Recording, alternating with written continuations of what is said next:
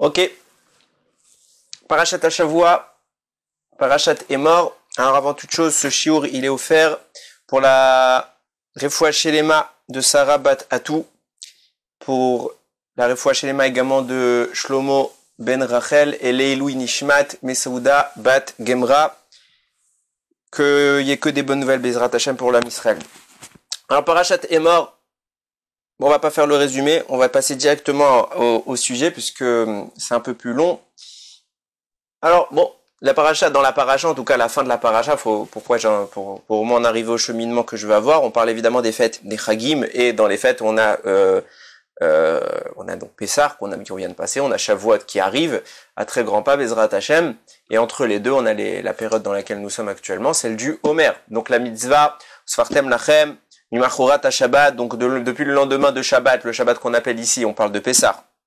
Depuis le lendemain de Pessah, le deuxième jour de Pessah, vous compterez pour vous, depuis Miyam Aviachem et Omer Atenoufa, donc depuis le jour où vous amènerez le Homer, ok, Sheva, Shabbatot, Temimot, Tiena, il faudra compter, 7 semaines complètes.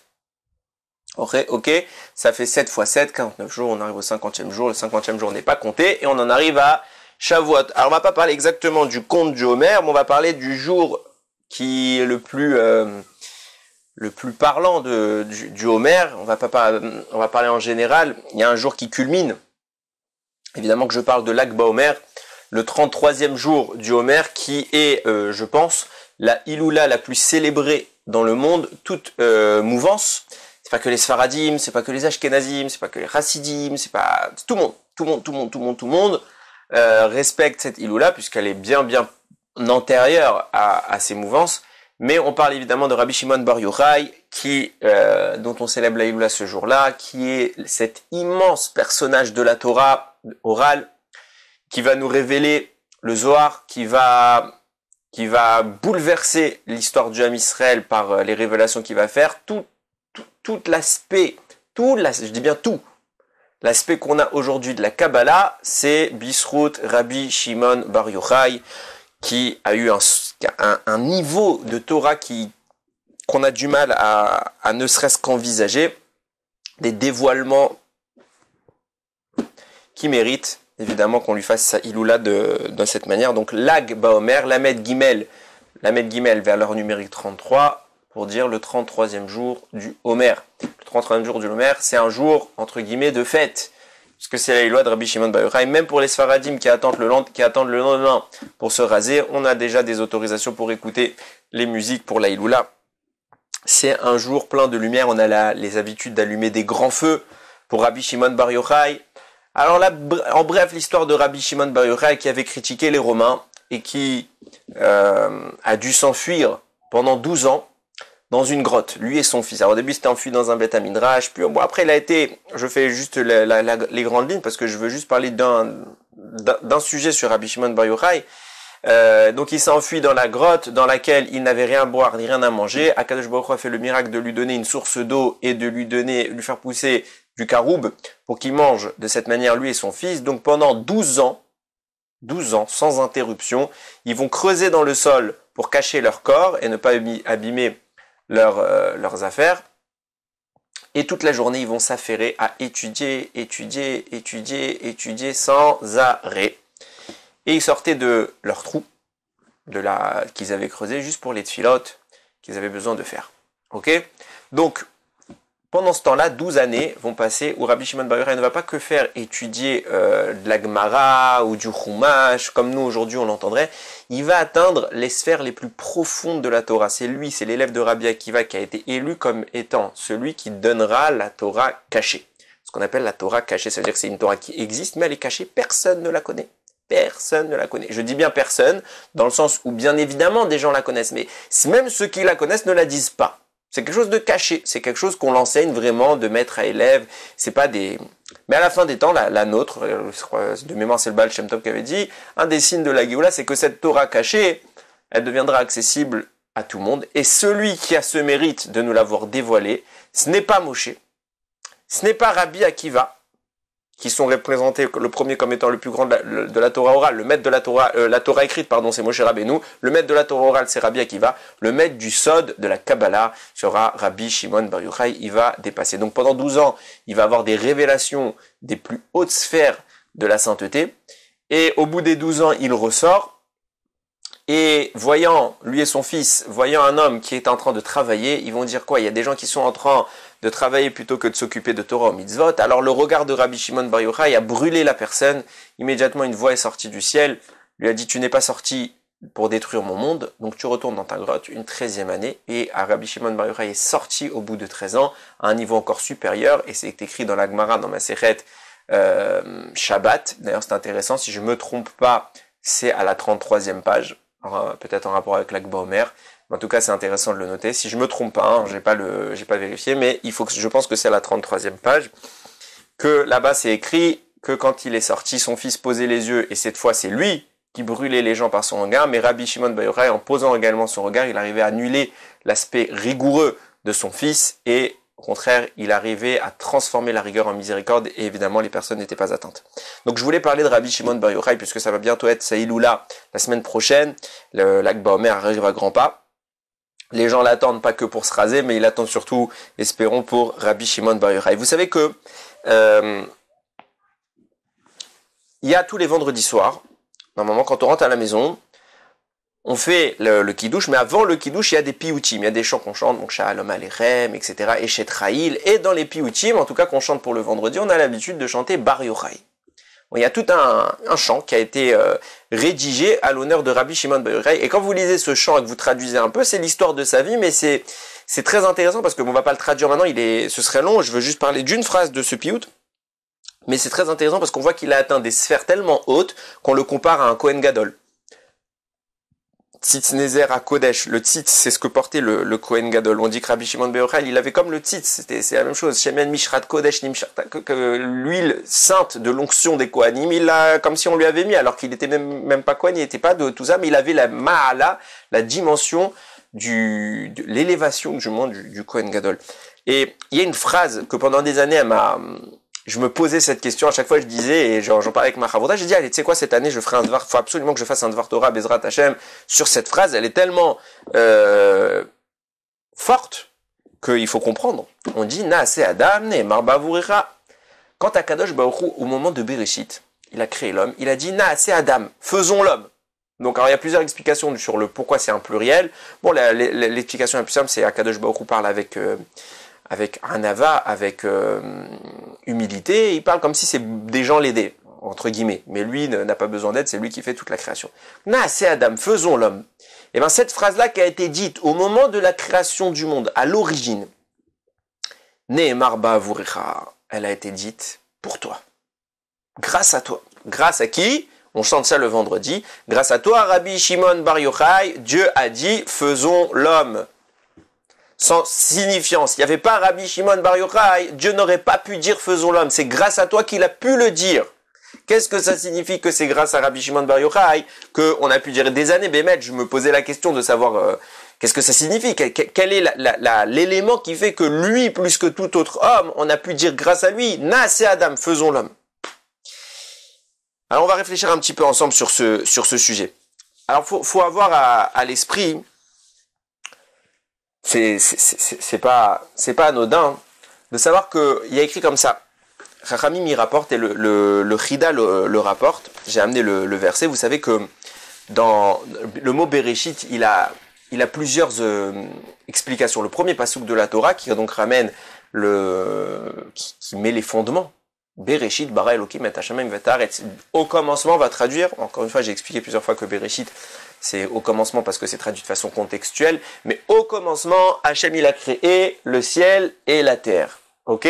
Nous disent les Chachamim, donc c'est le Chida qui rapporte ça, qu'en réalité, Rabbi Shimon Bar Yochai, il faut savoir que sa Neshama était à côté d'Akadosh Baruch Hu depuis le commencement du monde. Et il amène une preuve de ça. Ça veut dire qu'au moment où Akadosh Baruch Hu parle de Bereshit, c'est parce qu'il y a à côté de lui la Neshama de Rabbi Shimon Bar Yochai. C'est-à-dire que c'est une Neshama qui est au tout début. Et Chachamim nous disent, Bereshit, ça veut dire quoi? Ça veut dire pour Réchit. Qu'est-ce qui est Réchit? Il y a plusieurs définitions de Réchit, mais en tout cas, c'est pour la Torah. Et Rabbi Shimon Bar Yochai qui met maintenant cette Neshama, on va voir que c'est cette dimension de la Torah de Rabbi Shimon Bar Yochai qui fait que Bereshit a pu exister. Que pour la Torah de quoi? De Rabbi Shimon Bar Yochai. Alors, Bara Elokim et Hashamayim ve et Haaretz. Et plus, donc Dieu créa le ciel et la terre. Et plus précisément, c'est insinué dans les lettres de Bereshit. Bereshit, donc c'est Bet, Resh, Aleph, Shin, Yud, Tav. Ok?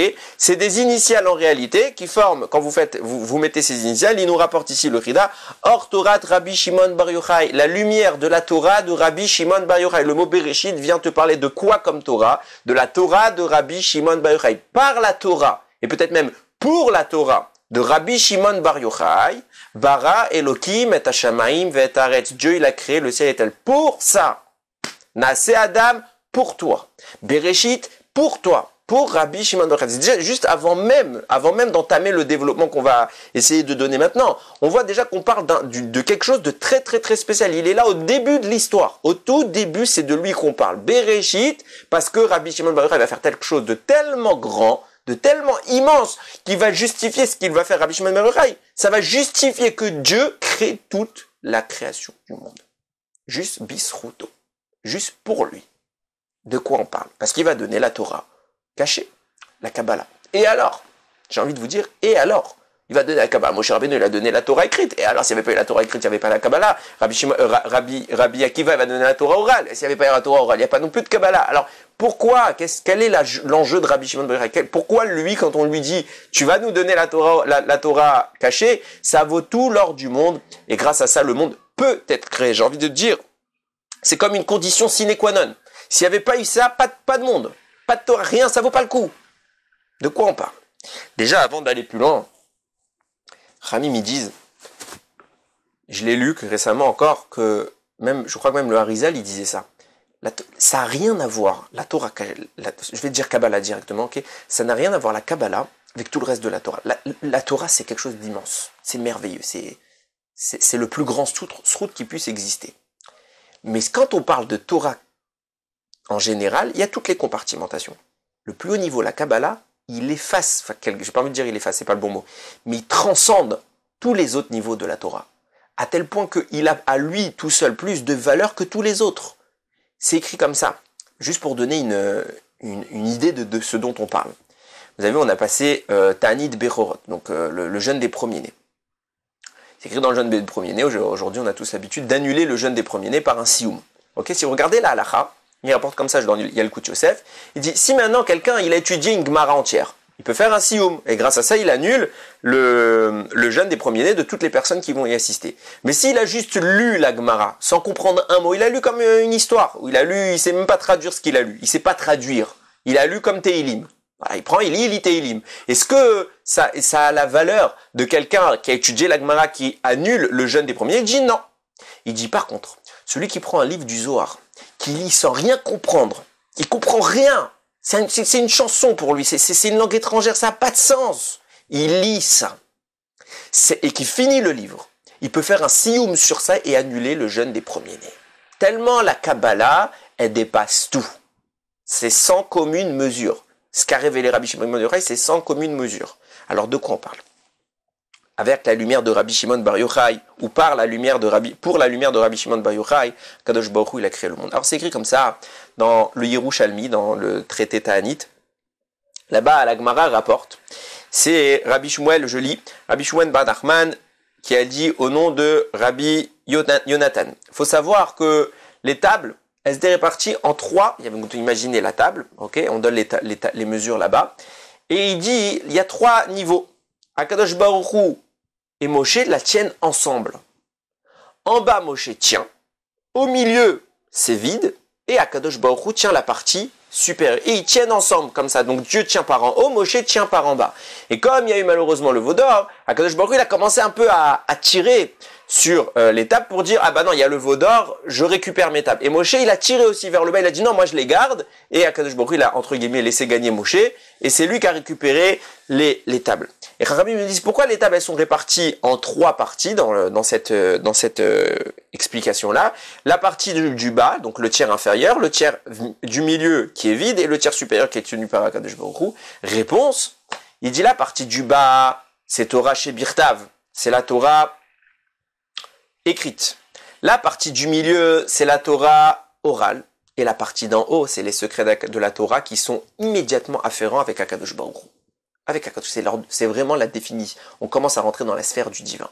Et là, on voit qu'il y a quelque chose de très très intéressant qui se produit. Parce que, évidemment, quand on a dit tout à l'heure que par la lumière de de la Torah de Rabbi Shimon Bar Yochai, Dieu a créé le monde. Il y a quelque part une évidence à ce propos.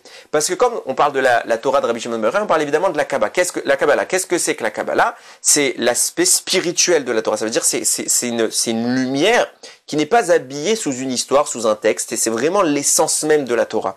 Et à ce moment-là, donc la notion du pshat, de l'explication évidente, humaine, rationnelle, et j'ai envie de dire contextualisée par une histoire, puisqu'on voit que toute la Torah écrite est contextualisée. Il y a l'histoire de Adam, de Noach, de Avraham, Yitzhak, Yaakov, les 12 tribus, etc. Donc tout ça, c'est dessiné sous forme d'une histoire. Eh bien, évidemment que cette partie de la Torah, au moment où Dieu est à Bereshit, n'existe pas. Cette partie de la Torah, elle n'existe pas. Pourquoi? Parce que c'est la partie matérielle de la Torah. Or, il n'y a pas encore de matière.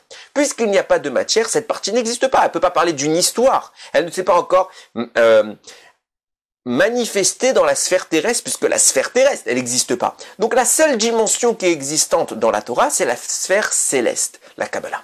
Donc quand Dieu, on dit, il y a écrit, Ramim nous rapporte, Istakel Beroaita Venivra Olam, il a regardé la Torah, il a créé le monde, il n'a pas regardé dans la Torah, il y a écrit, Avraham, il fait ci, ça, celle que nous on connaît, celle de l'histoire, celle qui, bien évidemment, contient tous les secrets, mais celle qui masque les secrets, j'ai envie de dire, parce que la Torah, dont nous disposons, c'est une histoire qui est le sommet de l'iceberg, mais en fait tout le reste est en dessous. Il faut décoder, il faut un peu se fatiguer l'esprit à trouver tout ce que la Torah cache. Mais cette première phase, cette première couche de Torah qui cache toutes les autres, celles que nous connaissons, elle n'existe pas encore. La seule qui existe, c'est celle d'une dimension parfaitement raffinée, parfaite tout court, qui est celle de Akadosh Baruch Hu, celle de la Kabbalah. Donc évidemment que quand Dieu Akadosh Baruch Hu, il va créer le monde, il peut n'utiliser, entre guillemets, que la Torah qui est existante à cette histoire, à cette période de l'histoire, à savoir celle de Rabbi Shimon Bar Yochai, que Rabbi Shimon Bar Yochai va dévoiler plus tard. Donc la Torah cachée, la Torah Tanistar, ok, la Kabbalah. Et il se passe quelque chose d'extrêmement intéressant, c'est que vous prenez cette Kabbalah qui est la source profonde, originelle et qui est de laquelle émane une lumière sans limite. Il faut maintenant qu'Akadosh Baruch Hu se mette à créer le monde. Donc il va utiliser cette Torah. Mais qu'est-ce que va faire cette Torah? Elle va donc s'agencer en fonction du monde. Et là, la Torah va entre guillemets se matérialiser. Il y a une matérialisation du divin. Le divin, la sphère divine, commence progressivement à descendre, à se restreindre, à se restreindre, à se restreindre, pour arriver à ce qu'aujourd'hui on a le globe terrestre, et donc toute la matière du cosmos, et donc arriver à une Torah, une expression du divin complètement cachée dans le terrestre. C'est Dieu qui descend sur terre et qui passe incognito. Lors du don de la Torah, on voit que Akadosh Baruch Hu tient les tables et Moshe tient les tables. Akadosh Baruch Hu tient la Torah qui le concerne, celle de avant Bereshit, et Moshe tient la Torah qui nous concerne, celle de maintenant. Et on voit que les deux avancent ensemble. Si ce n'est que l'événement du Vaudor va faire qu'entre guillemets, il va y avoir une cisure. Mais les deux avancent ensemble. Comme si Akadosh Baruch Hu était en train de créer un pont. Un pont pourquoi? De même qu'Akadosh Baruch Hu a créé le monde en descendant la sphère divine dans la sphère terrestre, de même l'homme dorénavant doit remonter de cette sphère terrestre vers la sphère divine.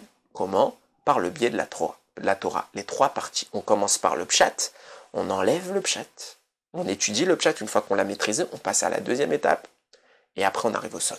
On remonte d'étape en étape.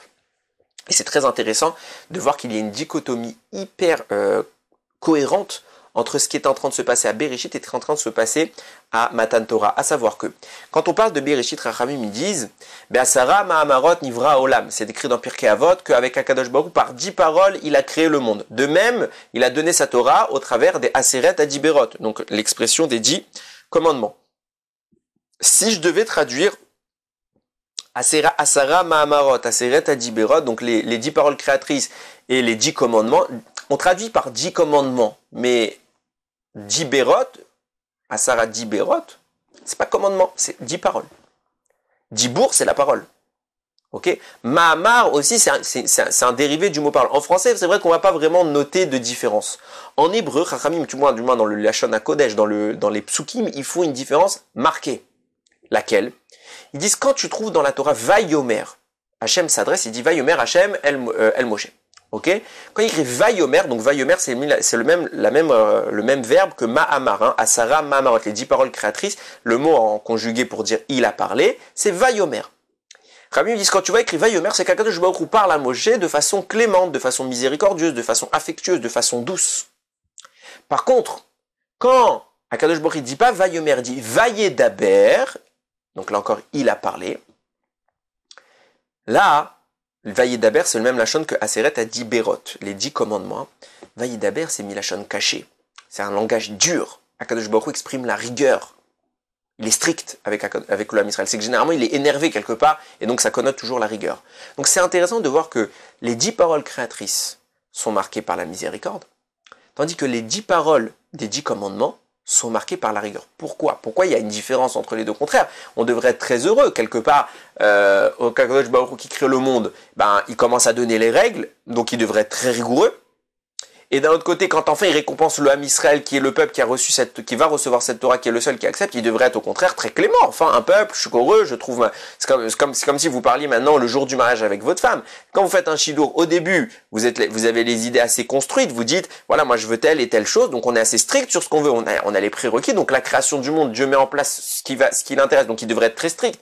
Et par contre, une fois que maintenant, on est le jour même du mariage, on va pas dire, attention, ça doit se passer comme ça. Donc, ça y est, tout ça, c'est fini. La rigueur, on en a discuté, on a mis les choses en place. Maintenant, on devrait parler au contraire, avec affection, avec joie, etc. Et on voit que pour la création du monde et les 10 commandements, c'est exactement l'inverse qui se passe. Pourquoi? Parce qu'en réalité, on parle du point de vue humain. On parle du point de vue humain, ça veut dire quoi? Dieu crée le monde, c'est quelque chose de facile. Ok? Parce que l'homme fait rien. Je parle encore une fois du point de vue humain. Bon, rien n'est difficile pour Akadosh Baruch Hu, donc c'est forcément facile même pour lui. Mais du point de vue humain, c'est très facile. La création du monde, ça consiste à quoi? À rien faire. Donc on apparaît. C'est très facile. On reçoit tout. On est dans l'aspect du récepteur. Très facile. Par contre, le don des 10 commandements, qui demande cette fois à l'homme de travailler, on n'est plus dans un rapport du descendant de Akadosh Baruch Hu qui est en haut et qui commence à manifester une existence terrestre.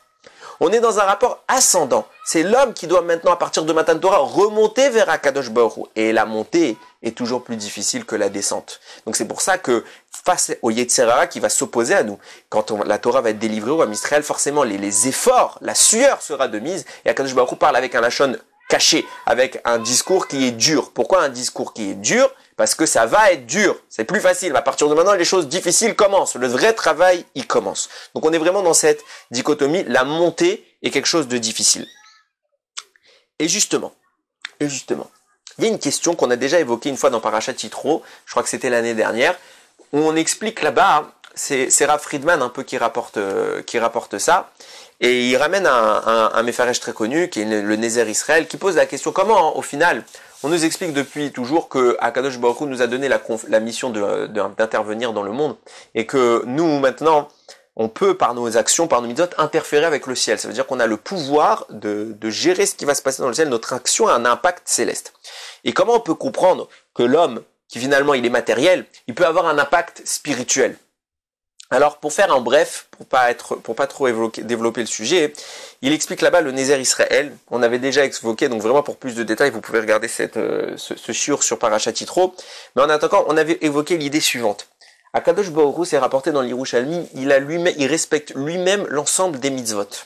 Ok? C'est pour ça qu'on trouve dans Masechet Brachot à plusieurs reprises des attitudes où on a l'impression un peu de donner une allure humaine à Akadosh Baruch Hu, chas v'shalom. Mais on voit qu'Akadosh Baruch Hu a des tefilin, on voit qu'Akadosh Baruch Hu il fait une tefila, on voit qu'Akadosh Baruch Hu il fait les mitzvot. Donc il a un talit. Il y a une dimension de la mitzvah que Akadosh Baruch Hu pratique. Évidemment, quand je parle des tefilin d'Akadosh Baruch Hu, on va pas se mettre à imaginer une boîte noire avec des lanières et une boîte noire sur la tête avec un nœud derrière, etc. Bien qu'on le décrive comme ça, mais en tout cas, ce qu'on est en train ce dont les Chachamim sont en train de parler, c'est la dimension kabbalistique, j'ai envie de dire, de l'accomplissement de la mitzvah en question. C'est la dimension céleste, ce qui se passe là-haut, la lumière dont on parle. Nous, ce qu'on pratique, c'est la dimension terrestre, et il y a une dimension qui est largement supérieure, c'est la dimension de la mitzvah au niveau du ciel.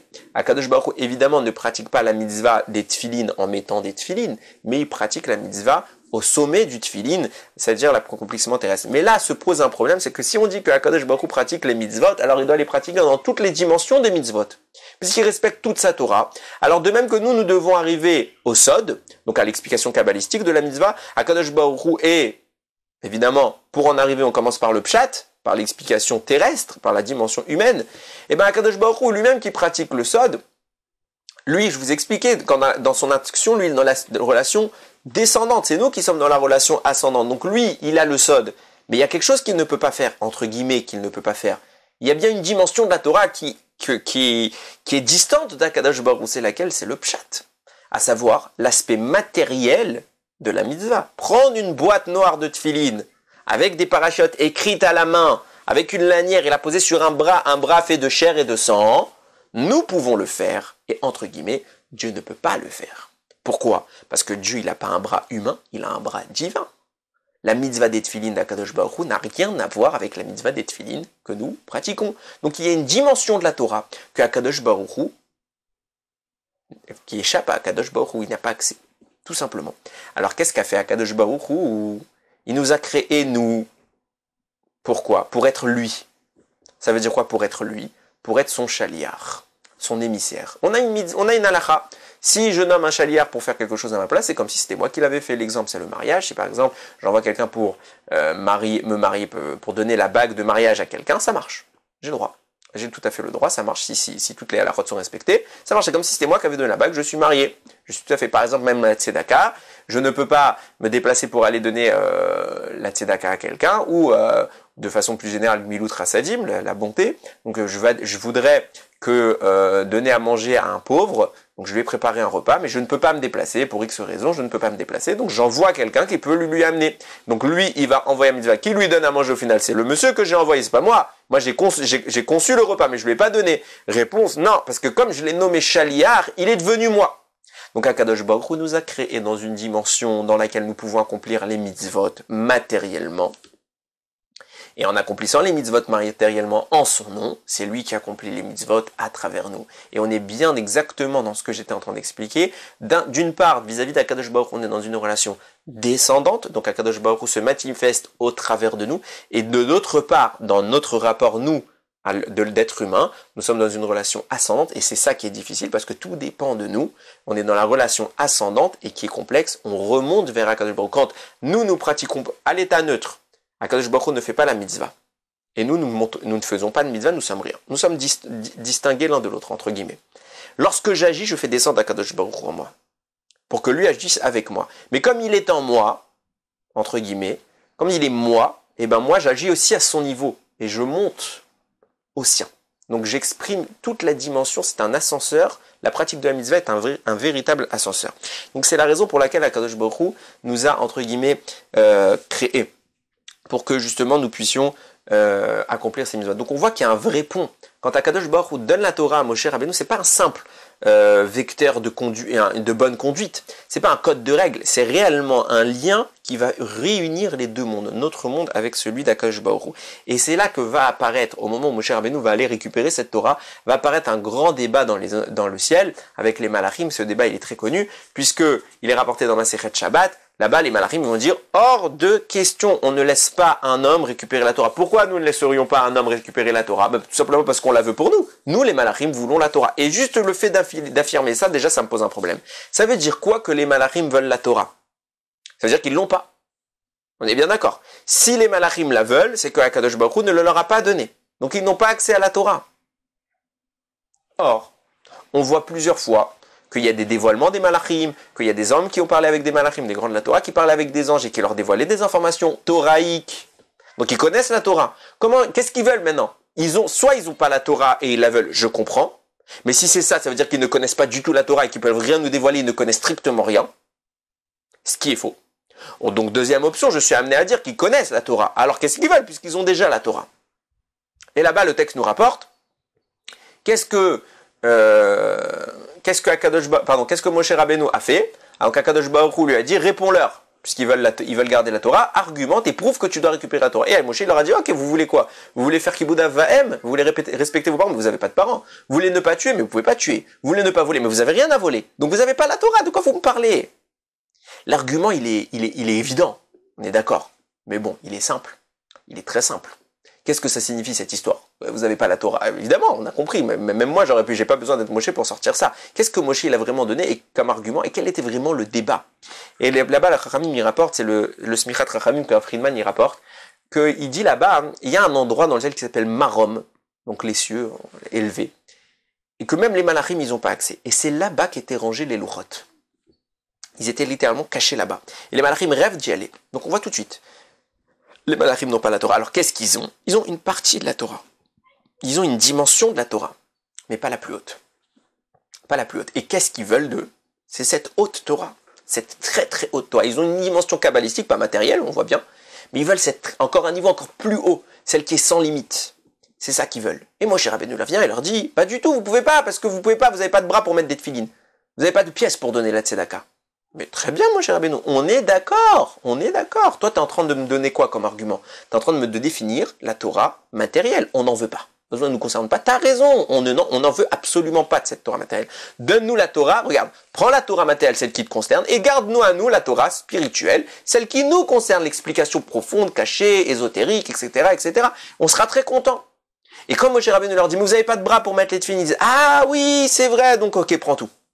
Et ils acceptent, et ils lui donnent des cadeaux, c'est écrit là-bas, ils ont tous fait un cadeau. Quoi tu me parles? Ils n'ont pas demandé ta Torah, ils n'en veulent pas de ta Torah, ils veulent une autre Torah. Alors quel a été là-bas l'argument? Qu'est-ce qui s'est passé fondamentalement pour que les malachim ils acceptent le changement d'avis? Eh bien justement, en réalité ce qu'ils n'avaient pas accès, c'est encore un niveau supérieur de la Torah. Et quand ce qu'on est en train d'expliquer, ils avaient certes des dévoilements, même kabbalistiques, mais basiques, mais ils n'avaient pas, enfin basiques, peut-être beaucoup plus grand que tout ce que je peux envisager, mais en tout cas, ils n'avaient pas tout. Ils n'avaient pas l'accès à tout. Ils voulaient l'accès à tout. Et Moshe Rabbeinu leur dit, mais vous n'avez pas vu comment la Torah va marcher? Et c'est Hachem qui tient par en haut et nous qui tenons par en bas. Pourquoi? Parce que Akadosh Baruch Hu a créé le monde uniquement pour que nous fassions la Torah pour lui. Et dans ce rapport que nous avons d'un double ascenseur, un qui descend, un qui monte, ça nous permet à nous, ça permet à Akadosh Baruch Hu de compléter sa Torah, et en complétant sa Torah, lui il descend, et nous montons. Entre guillemets, attention, descend, chas v'shalom, de dire qu'Akadosh Baruch Hu descend, hein. Mais c'est juste pour donner l'image de ce que j'essaye d'exprimer. Dieu a accompli la dernière dimension de la Torah. Et en nous permettant cela, nous montons au plus haut niveau, celle qui est cachée, et que même vous n'avez pas accès. Et le moyen pour accomplir ça, c'est parce que cette dimension de la Torah, c'est Hachem lui-même.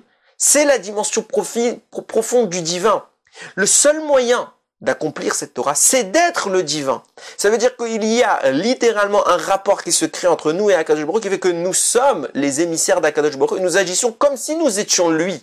Nous serions comme Dieu. Et le seul individu qui peut se revendiquer de cette Torah que même les malachim n'ont pas encore accès, même qu'ils ont accès à la Kabbalah, des notions très profondes, mais encore un niveau encore plus haut. Cette dimension qui était cachée dans un endroit très élevé, que même les malachim ils n'arrivaient pas à rentrer, Akadosh Baruch Hu ne les laisse pas rentrer.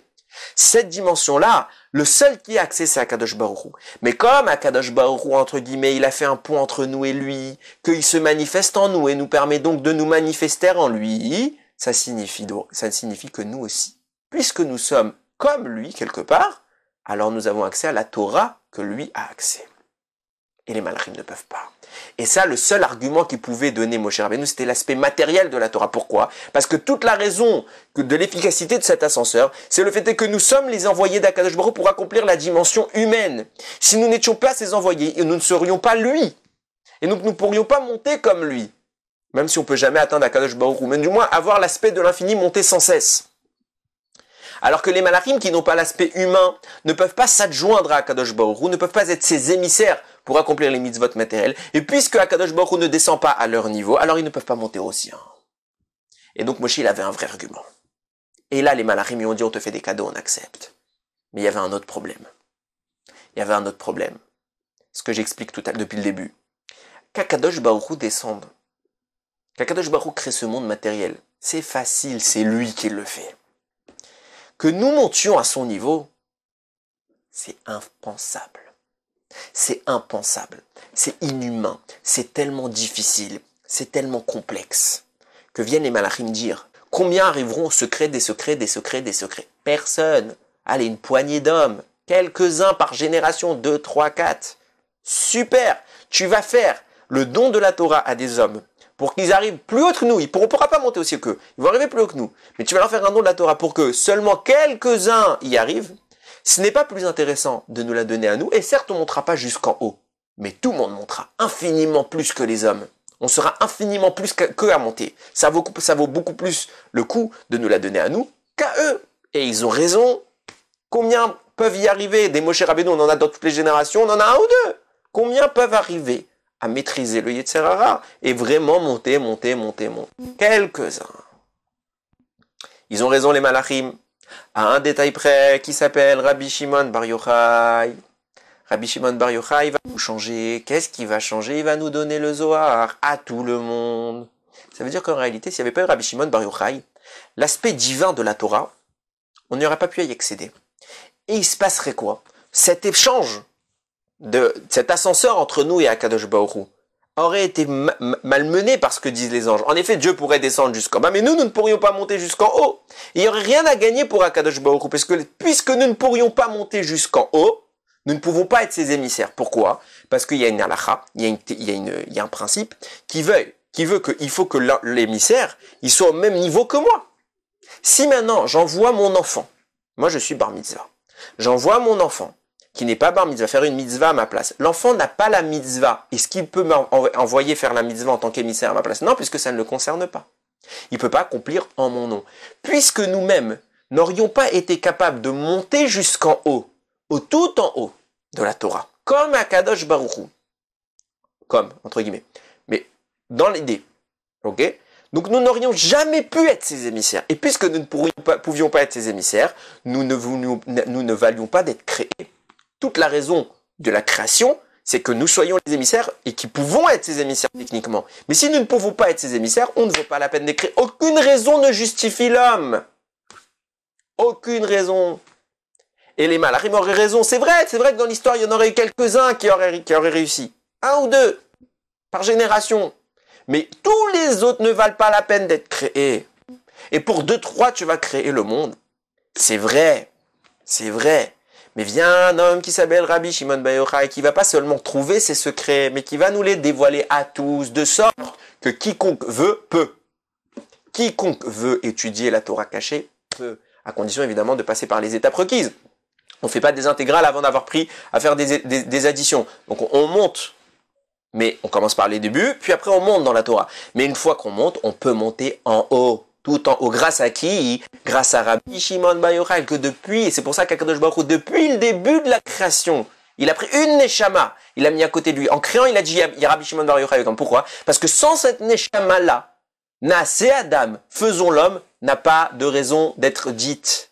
Dieu ne peut pas créer l'homme. Quel est l'unique vecteur qui justifie que tout le système marche? Parce que le seul problème, c'était pas le pshat.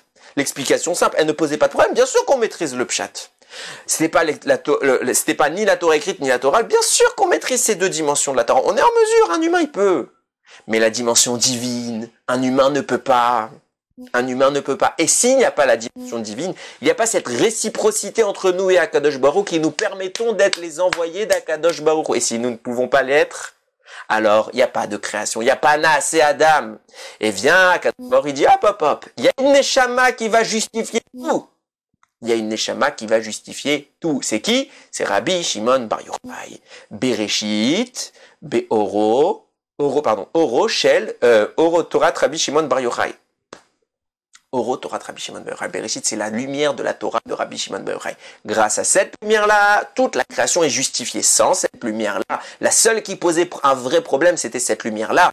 Justement, les malachim avaient raison. Sans cette Torah, alors Akadosh Baruch, enfin, du moins sans le niveau que Rabbi Shimon Bar Yochai va nous dévoiler, alors il nous manquerait un élément pour être, entre guillemets, le mot idéal, voilà, compatible, pour être compatible avec la mission qu'Akadosh Baruch Hu il a fixée au Ham Israël, avec la mission de l'homme, avec la raison même de la création du monde. Sans cette Torah que Rabbi Shimon Bar Yochai il va nous dévoiler, Naaseh Adam n'existe pas, créons l'homme n'a plus de raison d'être. C'est Bisrout Rabbi Shimon Bar Yochai.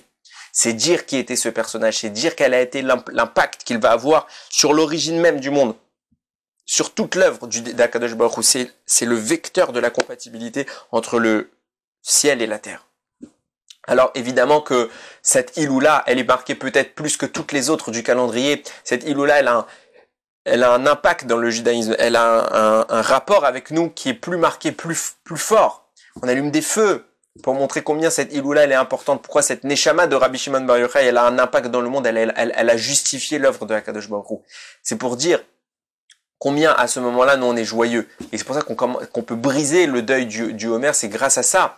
que l'épidémie qui avait frappé les élèves de de Rabbi Akiva va cesser, parce que cette Torah elle est tellement grande qu'elle a justifié l'homme. Et si l'homme est justifié, alors il vaut la peine de vivre, il vaut la peine d'exister et on ne peut plus le tuer. Quand il y a Rabbi Shimon Bar Yochai, on vaut la peine d'exister. Tout vient de là. Alors, dit Ratson qu'avec le srout qu'il a eu Rabbi Shimon Bar Yochai, nous aussi notre épidémie, elle cesse. Mais, et surtout, Rami nous disent que la Torah qui nous a dévoilé, c'est elle le vrai remède. Alors, peut-être que nous ne sommes clairement, enfin, c'est pas peut-être, nous sommes clairement pas au niveau de Rabbi Shimon Bar Yochai. Nous sommes peut-être même clairement pas en mesure de comprendre les prémices de ce qu'il a écrit, mais étudions-les quand même, sans les comprendre. Au moins, le jour de Saïloula, lisons un peu de doucha qui vibrait, qui émanait de cet homme. Et, à l'image d'un remède, donc on comprend absolument pas la recette, on comprend absolument pas le mécanisme qui fait qu'il est efficace, mais cela n'enlève absolument rien à son efficacité. Et bien pareil, sa Torah sera l'efficacité qui nous manque, sera sans doute le remède qui nous manque. Alors Yeratzan Kakadosh Baruch Hu, il nous guérisse très très vite de tous nos maux, que par le srout de Rabbi Shimon Bar Yochai, par le srout de la Torah de Rabbi Shimon Bar Yochai, par le srout qu'il a donné à créer le monde, à participer à une justification de ce monde, par ce srout-là, que nous aussi on soyons en mesure de monter au plus haut niveau de la Torah, au plus haut niveau de la compréhension, et que nous aussi, par nos yeux, nous puissions voir cette lumière qui est celle du Zohar, que nous puissions voir la lumière d'Akadosh Baruch Hu, et que de nos yeux, Akadosh Baruch Hu nous puisse nous faire voir son retour sur terre. C'est de même que nous montons, eh ben, nous pourrons le faire également descendre. C'est peut-être exactement ce qui nous manque. Comme nous montons pas assez haut, alors nous ne pouvons pas le faire descendre assez bas. Et c'est ce qui manque peut-être au retour du Beth Amikdash. Alors, Yeratzon Kakadosh Baruch Hu revienne parmi nous avec le Beth Amikdash et que nous ayons l'élan de monter assez haut pour qu'il puisse, entre guillemets, descendre assez bas, qu'il puisse venir à notre portée et nous ramener le Mashiach Bimera B'Yemenu. Baruch Adonai Leolam. Amen ve Amen.